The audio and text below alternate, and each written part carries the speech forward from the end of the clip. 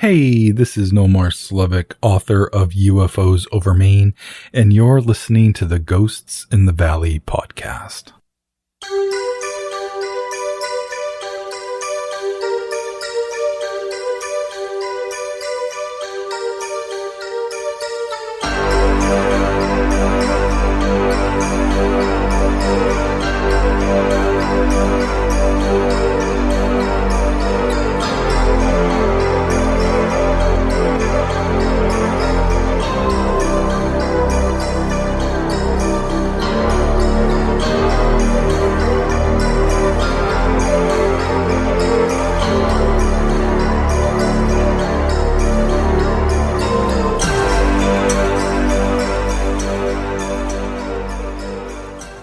Okay, today I have Mandy Cummings on the show. She is a lead investigator with the Ghost Sisters Paranormal, and the Ghost Sisters and the Ghost Brothers were recently on the Travel and Discovery channel.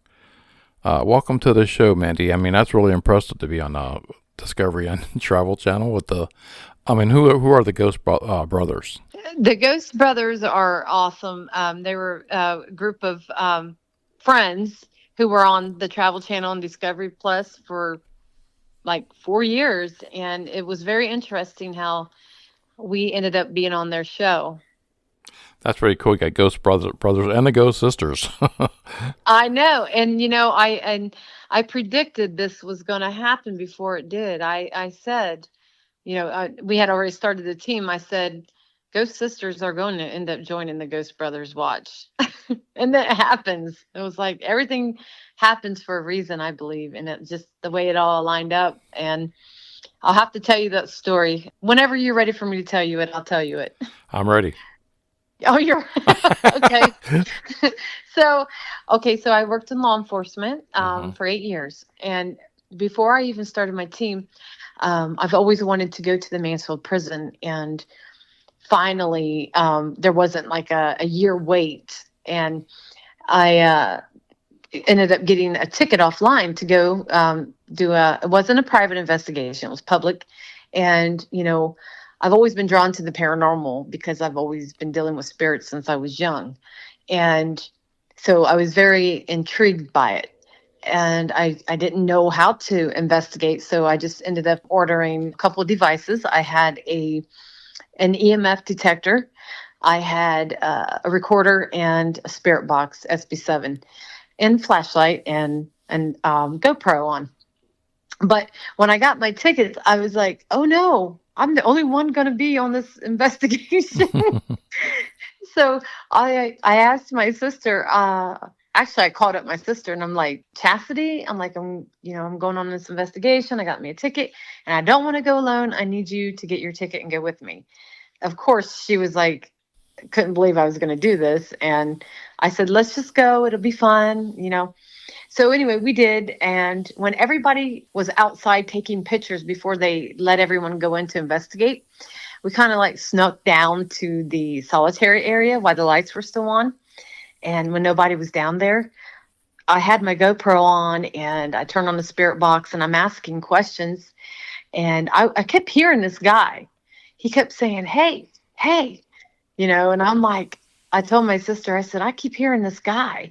And plus he was coming through my spirit box. Mm-hmm. And we didn't know at the time, but later when the video was reviewed, you could see what looked like a guard, something black. It was a figure of a person walking at the end of the hallway. And the way they were walking, it was like a guard.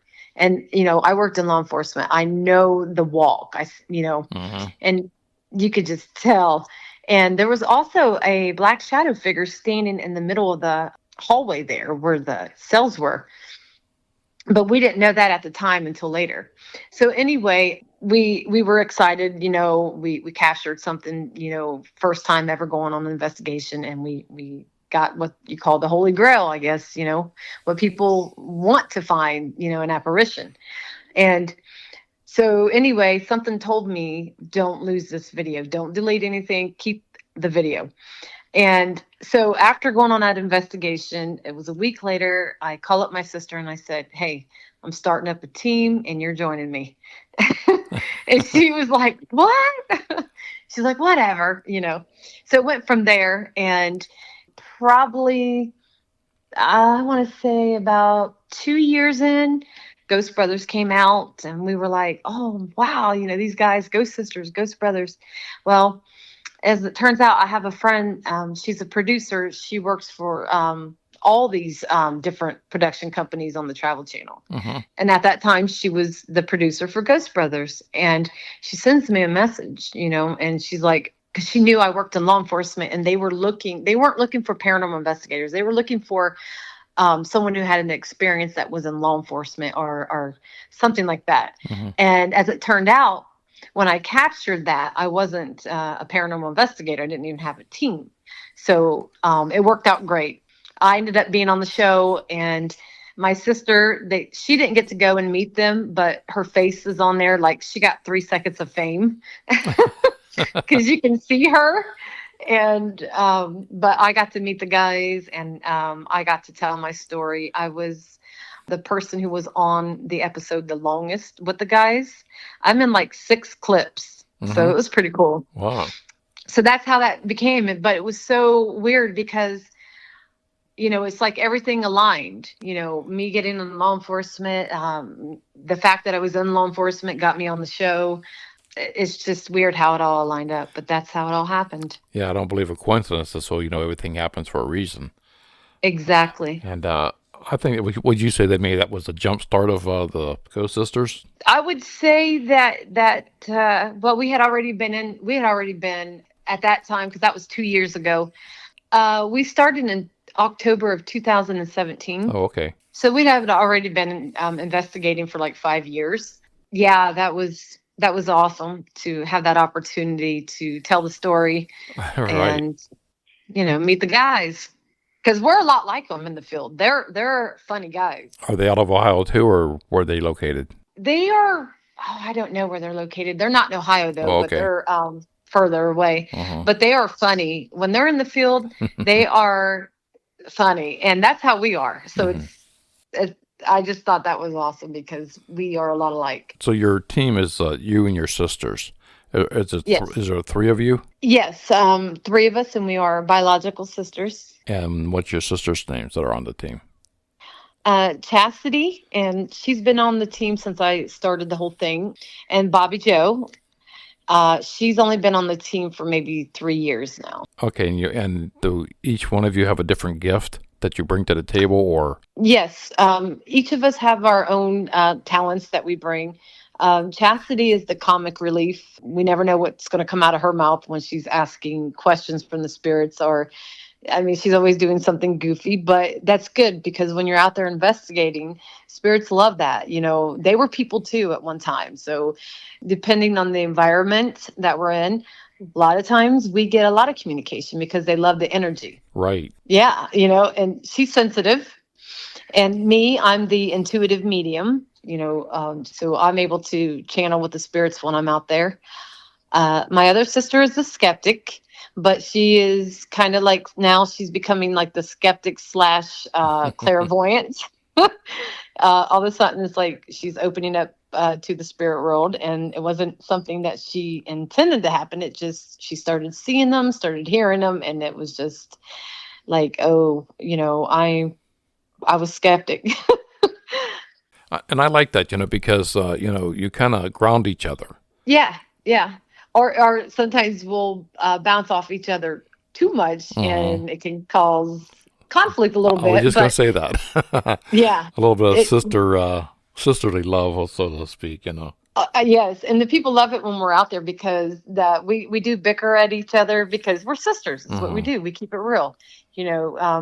Sometimes I feel like I need to step outside because sometimes the spirit's energies will make me feel angry towards my sister, and I can feel it when it's coming on, and I'm like, oh gosh, I gotta like step outside or try to shake it off. And it happens a lot out there. Right. When we first talked, I did some research on you guys and watched some YouTube videos, and I can't remember if it was TikTok or what.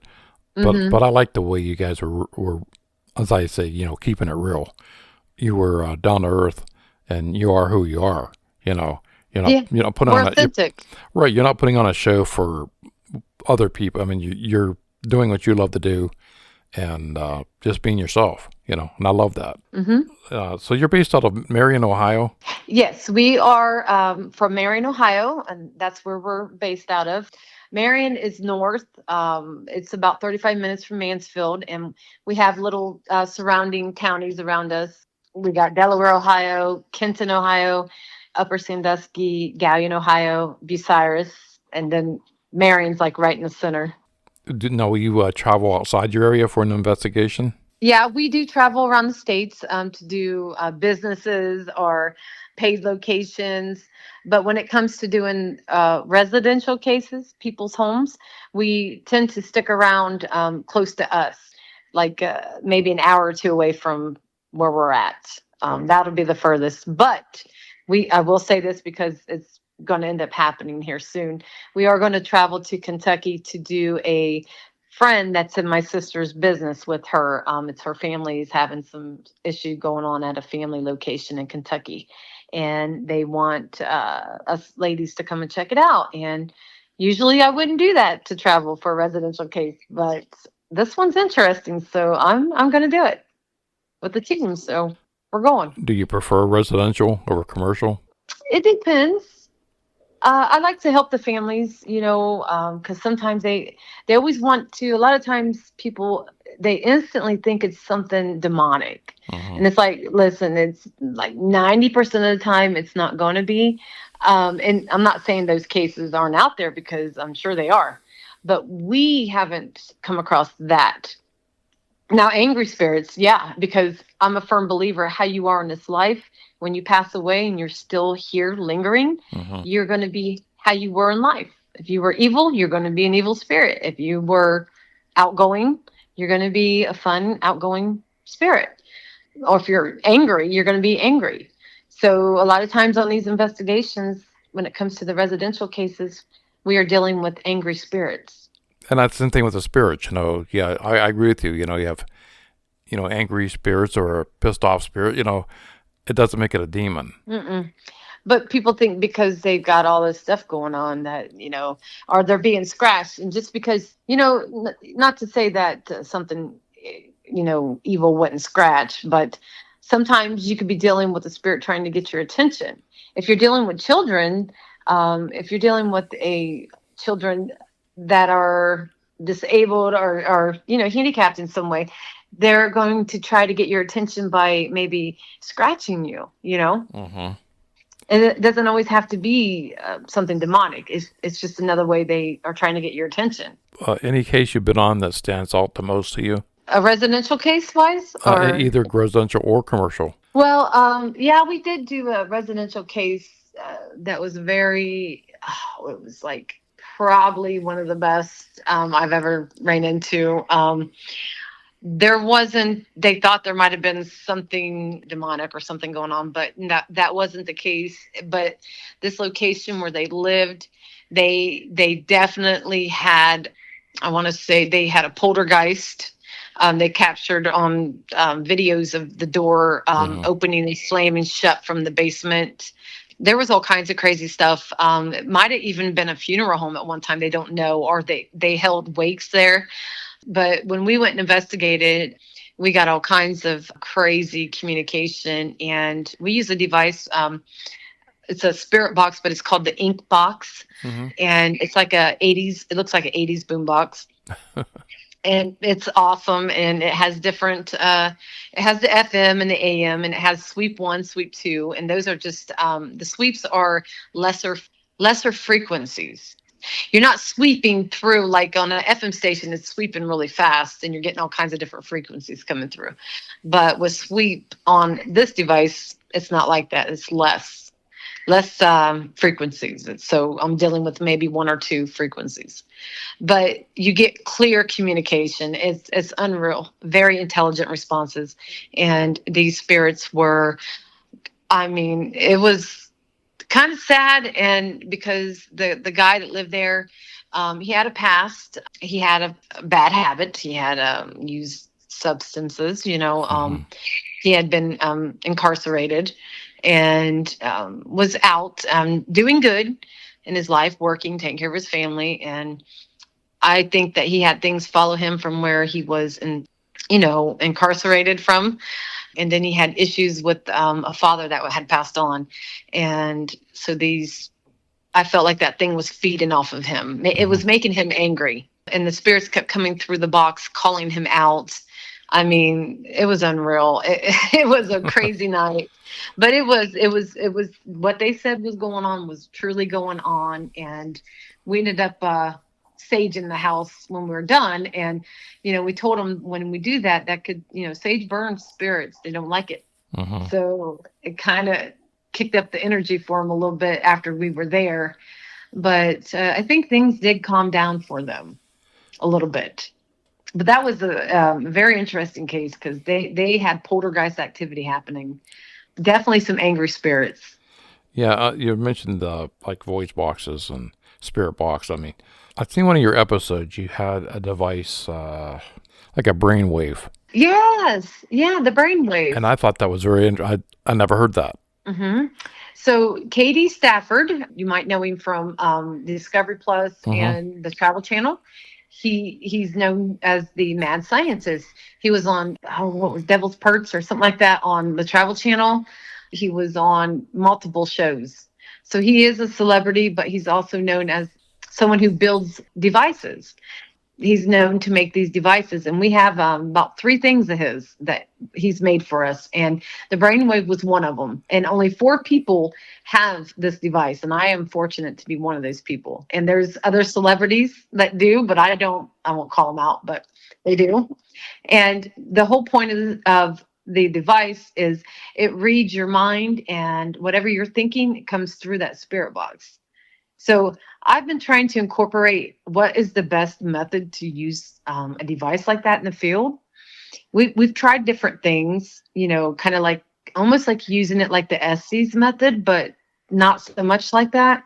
It's a really unique device, and I like to use it. It's different. So you can contact the spirits through that? Well, they're reading my mind as a medium. They're reading your mind? Yes, and it doesn't have a sweep on it. So I can make the device, the spirit box, speed up. It can go faster. So I make it like I'm using my mind to make it go fast. Because when you first turn it on, it's just slow. There's no sweep setting on it to make it scan faster. But I use my mind, and it just goes in the full gear. And trust me, I've done it numerous times. And so it's a unique device. But that's got to blow your mind if you're thinking of something and they respond back to you. That's got to be wild. It really is. And trying to incorporate that into the paranormal field on how it makes sense, because some people might be like, okay, so how are you using this in the field? You know what I mean? Mm-hmm.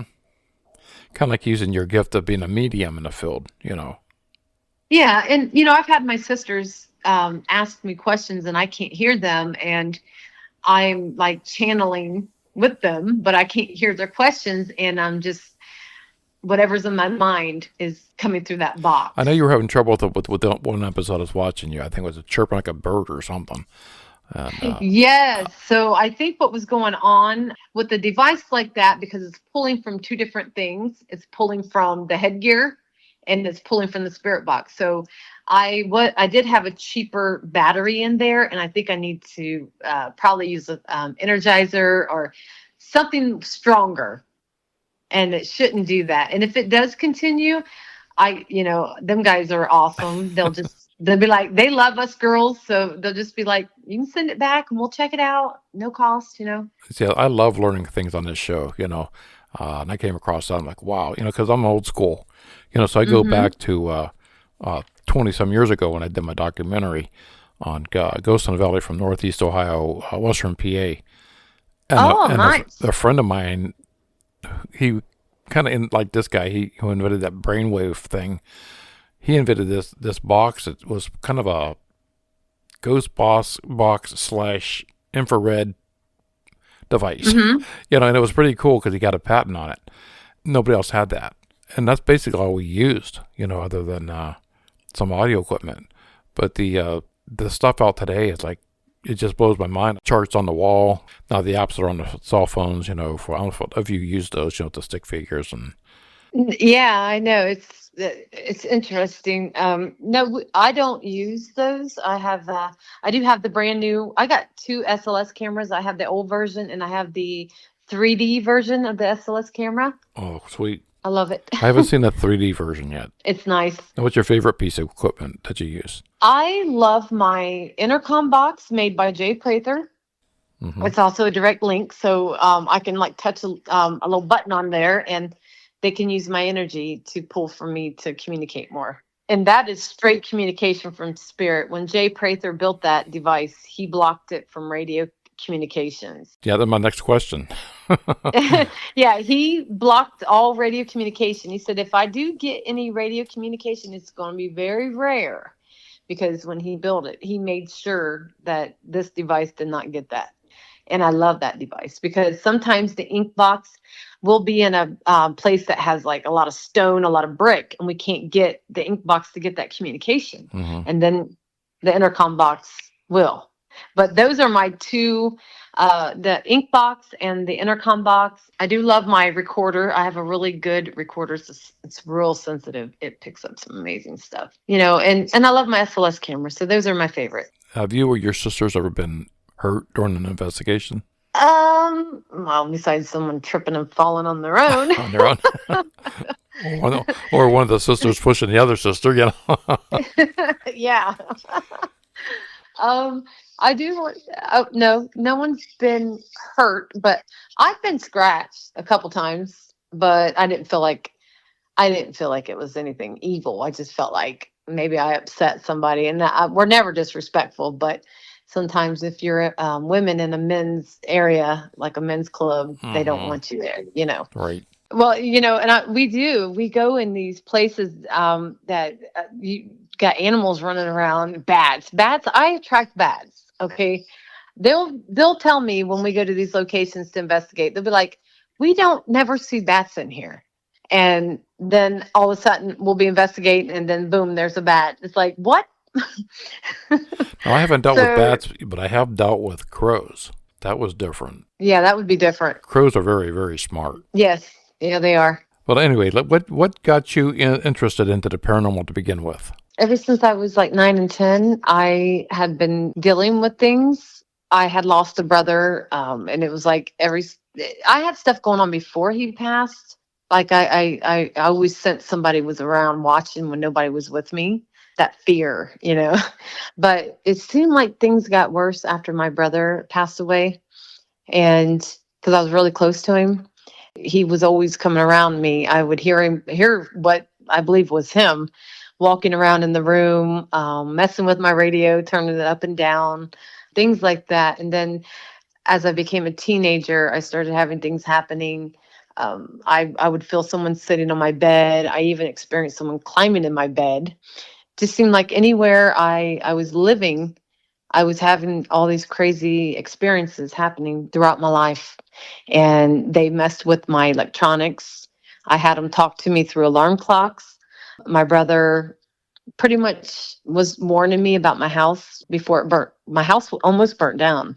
And my brother came across my TV, his name, in 1998, went crazy on a one of those big back TVs, uh-huh. Back in those days. Right. It's one of those supernatural things that most people wouldn't believe if you told them. But I had 3 people that witnessed it, and it really happened. My brother came through my TV with his name. Sean was going crazy on my TV. And I had this feeling to rearrange my living room. And if I would not have rearranged my living room, my friend that came over to my house, she noticed that the plug-in on the wall was melting in because there was a weird smell. We thought an animal crawled underneath the porch and died or something, Mm-hmm. And I had that feeling to rearrange, and I rearranged. And if I would not have done that, my friend, when she came over, wouldn't have seen the plug that was melting in and almost caught on fire. And I believe my brother was trying to warn me because before I rearranged that, his name was going crazy on the TV. Wow. And this was on his birthday. It was May 7th, which is today's my Hmm. brother's Wow. birthday. Oh, happy birthday, Sean. Yeah, I know. And so, and I've just had so many. I actually began to write a book on all my experiences with spirits. Have you thought about writing a book of all your investigations, your spirits, your personal? Yeah, I actually wrote down. I have in my notes. I just haven't produced anything. I just got everything written up from the time I was young. All these experiences. There's so many. I've stopped in my notes. I stopped writing once I started at my team. So I took it that far. I just haven't went back and kept writing more. There's so much. If I would have been thinking about it, I would have kept track of all these locations and every investigation that we've ever done. Yeah, I would encourage you to do that. I mean, my book's going to come out this year. It's my first one. After mine was like 50 some years on the making. So what happened to me when I was 12 years old, growing up in a haunted house, and so it's only taken me this long to put the book out there. Somebody asked me, "Oh, when's the second one coming out?" Well, it took me 57 years to write this one, so I'll be dead before the second one comes out. Oh no! but I'm already started on it. So yeah, that's pretty cool. I mean, I would say go with what your heart tells you to do. I think you got some good stories and years of experience. People like to read that stuff. Mm-hmm. There's always a market out there for that. Yes, and the stories that I could tell just are mind blowing. That I experienced these things in my family. I drove them nuts. They're like, I don't know why this is happening to you. I didn't know, but I also knew I was always drawn to psychics and stuff growing up. I was always intrigued, and I didn't know that I was a natural medium. What got me, I actually started my mediumship before I did my paranormal team. Mm. And the reason being is because my children have inherited this gift, especially my youngest one. And she was starting I think she was like, she always was saying she was seeing something when she was younger. But when she became a teenager, I want to say 12 or 13, she started hearing them, seeing them. She'd see them in her dreams, and then she'd see them in real life. Mm-hmm. And I didn't know what to do for her. I didn't know how to help her. And I ended up getting a reading from a guy in Ireland, and he said, I can help you. You're already a natural medium. That's why you've always had these experiences your whole life. And the spirits have been trying to communicate with you. And I'm like, well, I'm scared. They're scaring me. No, you with your mediumship, you can contact the spirits through that. Yes. Yes. I give people readings all over the world. Okay, so with doing that, I mean, it's going to be a weird question, but in my book, there's a part in the book where my friend and I we hopped on it, we jumped a train, and long story short, I was like, man, why don't you believe my stories about the ghost in the house? And he wanted to tell me because it would make him open up about his stories that he had, but it wasn't about ghosts. It was about UFOs, and about his mental telepathy with these extraterrestrials, And so would your gift also be able to contact like a extraterrestrial? I mean, I don't know. I never asked a medium on my show that question. It's a very interesting, I do connect with higher realms. It's like the more I do this, I have expanded my gift. So I'm not just an intuitive medium either. I even do I'm also physical medium. And that's when I'm communicating with spirits, I feel what happened to them. So that can be very hard on me sometimes. I was going to say that could be a blessing or a curse. I don't know which one. Yeah. And when I give people readings, I can feel what they're going through. Like I will feel what's coming up for them too. It's just the more I do what I'm doing, it's just opening up all these different things that I didn't even know I could do. Do you find it harder to do a reading for a family member or a close friend? Good question. I have had a hard time sometimes reading my family members, but I have done it, and it was pretty interesting. But I always tell my sisters and them, look, you guys are too close to me, and I just sometimes I'll read them and then I don't, But I'm also a Reiki practitioner. I love Reiki. So yeah, and that opens up another realm, healing thing, and really opens up all your clairs, your chakras. And your spirituality. I mean, Yeah, I have done Reiki on people, and they are just like, whoa, it's interesting. It really is, and I've done it for my family members too. So yeah, and my husband. So yeah. so what made you wake up one day and say, "Hey, I want to start a paranormal investigation team"? Everything just aligned up. It's so crazy. So I think because when you're a child, I had multiple things that had happened to me in my life. Wasn't just losing my brother. I had other traumatic things that happened. So those, when you have traumatic things that happen to you as a child or as an adult, it opens up doors that should not be open. So I believe that I was always a sensitive child anyway, but when doors open that aren't meant to be open, then I'm connected to the spirit world. All right. you know, so I've been dealing with that my whole life, and I've always been intrigued with hearing ghost stories from my family members. I've always loved watching the psychic shows on TV, and started watching taps when we were young, and I just was like, wow, this stuff's really out there. This stuff's really happening. People are doing this. So I was always drawn to it.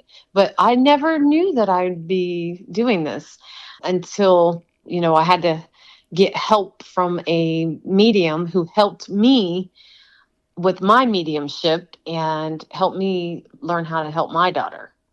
And once that happened, it was like, next thing I know, I'm being drawn to go on an investigation at the Mansfield prison. It's like everything just aligned up. Next thing I know, I'm starting up a team. Next thing I know, I wasn't going to make it an all-female team. I didn't even know it was going to be an all-female team. I used to have guys on my team. Uh-huh. And when we first started, but they were always behind the scenes. They were a researcher or someone who just set up the cameras, fixed the equipment. But it was always about us ladies out front, and the men were behind us. But they would come out in the field with us, too, when we needed them. But I wasn't going to name it Ghost Sisters. It was going to have a title that had to do with men and women, something like that. One day I was just sitting here and I was about to change the name. And all of a sudden I got a download from Spirit, and they were like, no, you need to leave it where it's at. I think that's good advice. I love your name. It's really cool. I mean, yeah. But we used to be called Ghost Sisters of Marion, Ohio when we first started. We were Ghost Sisters of Marion, Ohio. Okay. About 2 years into it, we took the Marion, Ohio part off and just left it at Ghost Sisters. Now, what's your thoughts on like past lives? Oh, I definitely believe in past lives. I definitely do. I've had a guest on before, and it really opened my mind up on it. I never thought about this, hypnotizing people and going back and helping that person through their past life, which could take her back all the way to, like, say, the 1850s, 1700s. And that person, like, say you have a bronchitis, I mean, severe, and it turns out that your great-great-great-grandmother, everything stems way back to, and it was a really cool episode. I actually bought her book, and I had a few other guests on about, talking about past lives matter, past lives of the spirit. Well, it's interesting that you bring up the past lives, because I am someone that's never liked tight things around my neck. I don't like to wear scarves. I don't like shirts really close up on my neck. I will, but I'm constantly pulling at my collar, to stretch it out. And I found out that in my past life, I was hung for being a medicine woman. And my dear friend Patty Negri, I don't know if you know who she is, but she's a celebrity, a Hollywood celebrity. Yes. Yes, we're good friends. Oh, and cool. I've given Patty readings. She did hypnosis on me, and I went back. It was really interesting. So she took me way back. Like, I was like, oh my gosh, it was so crazy. If you ever get a chance to have something like that done, it's interesting. It definitely is. But yeah, I believe in past lives, and I believe people who have a fear of water. If you have a fear of water, it's probably because you probably drowned in a past life. Mm-hmm. Things like that. You're afraid to fly. Well, there was probably a reason you have a fear of flying, because in a past life something probably happened. Right. Now, do you believe you can move a spirit on? And if so, have you ever done that? I have never done that. I've tried a couple times telling them to go, go to the light, go, give me a sign when you leave, but I never really pushed it. I've always thought, well, that's, I believe in God, so I believe, like, I feel like God can do that. But I have witnessed good friends of mine in the field who, one friend of mine is a demonologist and a medium, and I've literally witnessed him doing what he does, and coming through his spirit box. Once the spirit has crossed, he will call upon the archangels to come and help. And the confirmation that I've heard come through a recorder and a spirit box leads me to believe that some of these people can do it. I think I could do it if I really wanted to. I respect everybody's their opinion, and I've Yeah. had other people on my show who you could say you don't believe in heaven or hell, but you're moving it onto another realm. Or some people believe in only heaven and not hell. So that's a tricky subject. I did a documentary on true ghost stories in the area, and I went to our priest in our church, and I was telling him about my idea, thinking he'd maybe think I'm a heathen or whatever. Yeah, he was actually very supportive, and Huh. and he said, just be very careful because there's a thin line, a bad spirit and a demonic spirit. So be very careful and never mess with a Ouija board. So that was another question, have you ever done a Ouija board? Or do you do Ouija boards? It's crazy because when we were kids, when the Ouija boards really came out, back in the 80s, so we had one, and yeah, we played with them. It was always like fun, exciting, and scary, Um, but I'd only done it a few times, and on investigations, yeah, we've played Ouija boards. We don't own one and take one, no, but I'm not afraid to use one. I've used one at the Yewer Shrine a lot because they have them there, and it's just an interesting place. Now, have you ever investigated cemeteries? Oh yeah, I've spent the night at a What's your cemetery. thought on that? Do I think that they're just stuck in the cemetery? No. I believe spirits travel. I believe they usually will come back to where they feel comfortable.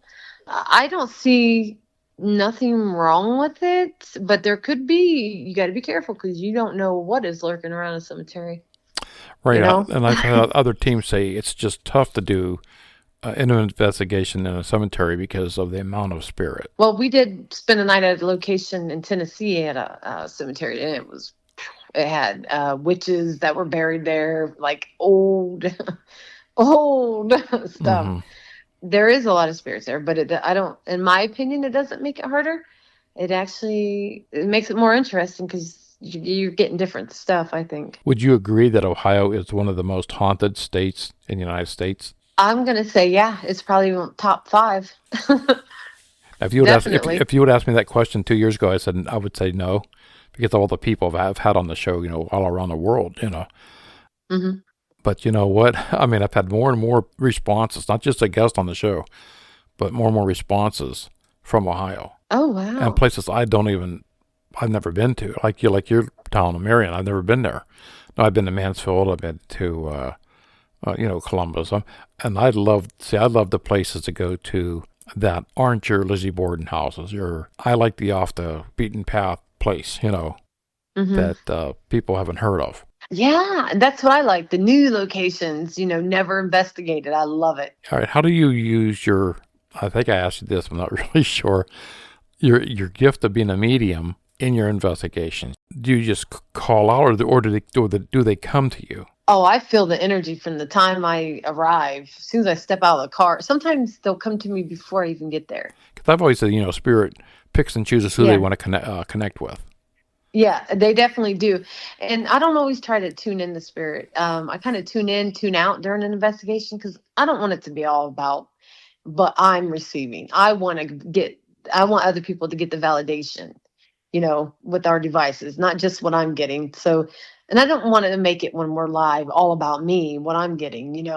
So I'm an investigator and a medium. So I like to tune in on the mediumship part, tune out. Sometimes I'll block them. I won't communicate, but sometimes it's like they'll nag at me if I don't say what I'm receiving. But I do use my mediumship. I don't like to know anything about a location I'm going to. So, and I also do different forms of channeling. I do spirit channeling. We've done different things with my mediumship. I would have my sisters go outside of a building, and I'd be alone in the building. I would not hear them asking questions, and I would just and they would be live on Facebook or YouTube or wherever, and I'd have a live on me, and we'd have them together. They would be able to pull up my live so people could hear and watch what's going on at the same time. But we called it spirit channeling because I'm channeling, but I don't see them and I don't hear them. We're like at a distance. And then we'll go and after 10 minutes of channeling, we'll compare and see if it matches. And it's pretty interesting. So that works out pretty cool. I do spirit writing. Sometimes I'll go in and I'll use 10 minutes of spirit writing to channel with the spirits. And then later during the investigation, I'll take whatever I got in my writing and compare it on the investigation. So I do different stuff. I was thinking of that because, I've had other mediums that come on the show, and I've always asked them, because sometimes do you want to know the history of the place before you go in, or do you like to go in, kind of open-minded? And most of them always said that they prefer not to know too much, so they can go in with an open slate and channel through their own process. Yeah, because the commercial places they want to give you a tour, and I'll tell my sisters, you guys go live, get the tour. I don't want to know anything. Or if I go on a tour, I'll ask them, please don't say no names or too much. Just do your own thing. Or I'll stay behind. I won't even do the tour. I also do. I feel a lot of energies. Like I can feel the energy shift real quick when I walk into a room. It's like, and I can feel the heaviness. Sometimes it's real thick, and it's just a lot of energy. It's like as soon as you walk into a room, it's like, hey, hello, everybody's like coming up to you. I can go into a place and I can actually feel. I know that there's something there, something that's, and it's happened ever since like I said, I was 12 years old in this house, and it doesn't happen all that often. Sometimes I have a really long dry spell, but I can sense, like the house I went into last year was just the energy was just overwhelming. It was so intense, close to passing out. It was so, and I never felt that way before. Well, everyone has a gift. Everyone has the ability to do it, but a lot of people shut it down when they're young. Because when you're a child and you might have an imaginary friend who might be a ghost or something. Children are very receptive to spirit. They're very open. They don't know no better. They've never been taught nothing different. Right. You're not taught that it's a bunch of malarkey, or. Yes. So they're open to it. So, but some children's parents will tell them, that's not real. You're not. It's just your imagination. When you constantly hear that as you're growing up, you're going to shut it down. You're going to block it. And so that was my problem in my book. In real life, I was constantly told that stop making these stories up, or I was grounded for even talking about it. So it was like, oh wow, because my mother, in the 4 years that we lived in this house, my mom and dad never witnessed anything.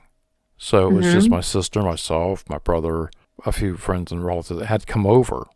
But even my girlfriend at the time I was seeing for a couple of years, she never seen anything. My best friend has come over every day for all that time, never seen or heard anything. But the people that did. So yeah, how old is you said your youngest daughter, you believe, is a medium?